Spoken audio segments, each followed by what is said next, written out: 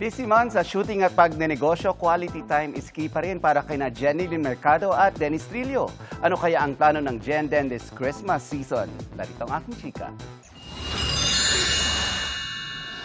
From being a hands-on mom, hands-on businesswoman naman si Jenilyn Mercado. Marami na rin daw siyang natutunan sa pagnenegosyo through the years. Full support din ang kanyang hobby na si Dennis Trillo. Na-experience ko na rin yan. Madaming, hindi natin may iwasan. Merong mga manluloko sa'yo, merong mga magte-take advantage.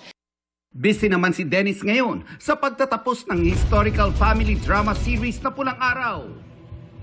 Masaya yung pakiramdam dahil nakagawa kami ng isang proyekto na malalaman mo kung ano yung history ng pagkatao mo ng pagiging Pilipino.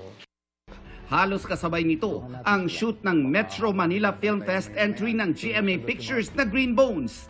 Inaasahan na raw ng Jen Den na magiging busy ang kanilang Christmas season.